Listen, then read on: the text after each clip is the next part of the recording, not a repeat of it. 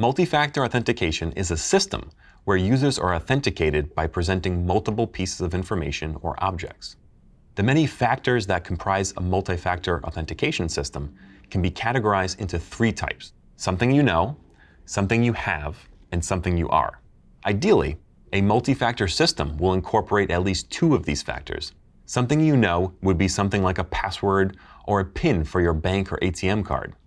Something you have would be a physical token, like your ATM or bank card. Something you are would be a piece of biometric data, like a fingerprint or iris scan. The premise behind multi-factor authentication is that an attacker would find it much more difficult to steal or clone multiple factors of authentication, assuming different types are used. If multiple passwords are used, security isn't enhanced by that much. This is because passwords, however many, are still susceptible to phishing or keylogging attacks. By using a password in conjunction with a security token is a game changer.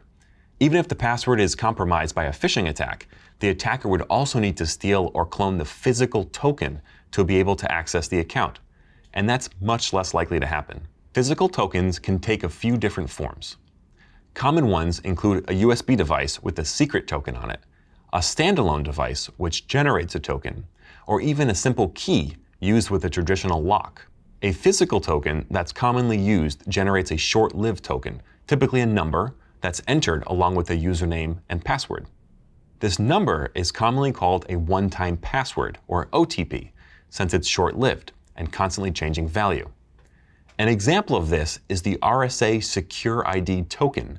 It's a small, battery-powered device with an LCD display that shows a one-time password that's rotated periodically. This is a time-based token, sometimes called a TOTP, and operates by having a secret seed, or randomly generated, value on the token that's registered with the authentication server. This seed value is used in conjunction with the current time to generate a one-time password. Now, as long as the user has possession of their token or can view the display of the token, they're able to log in.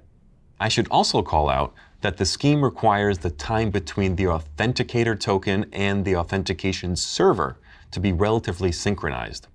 This is usually achieved by using the Network Time Protocol, or NTP. An attacker would need to either steal the physical token or clone the token if they're able to steal the secret seed value. Since a time-based token is synchronized with the server using time, which is not a secret, that would be sufficient for an attacker to clone a token. There are also counter-based tokens, which use a secret seed value along with a secret counter value that's incremented every time a one-time password is generated on the device. The value is then incremented on the server upon successful authentication. This is more secure than the time-based tokens for two reasons. First, the attacker would need to recover the seed value and the counter value. Second, the counter value is also incrementing when it's being used. So, a clone token would only be useful for a short period of time before the counter value changes too much and the clone token becomes unsynchronized from the real token and the server. These token generators can either be physical, dedicated devices, or they can be an app installed on a smartphone that performs the same functionality.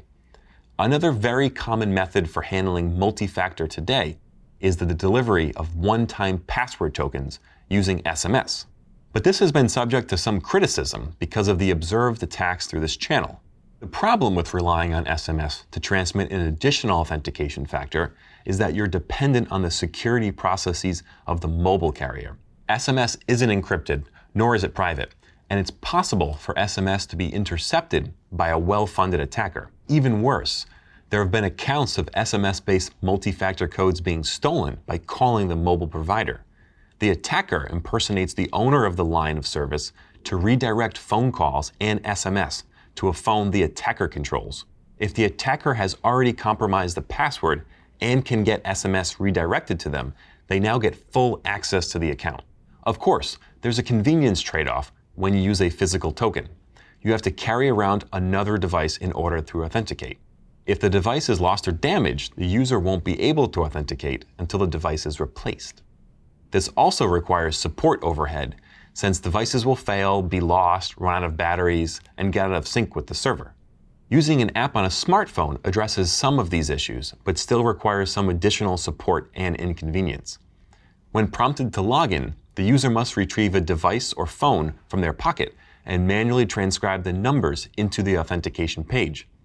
These generated one-time passwords are also susceptible. A user can be tricked into going to a fake authentication page by sending a phishing email, something along the lines of, "Your account has been compromised, please log in and change your password immediately." When the victim enters their credentials in the fake page, including the one-time password, the attacker has all the information needed to take over the account.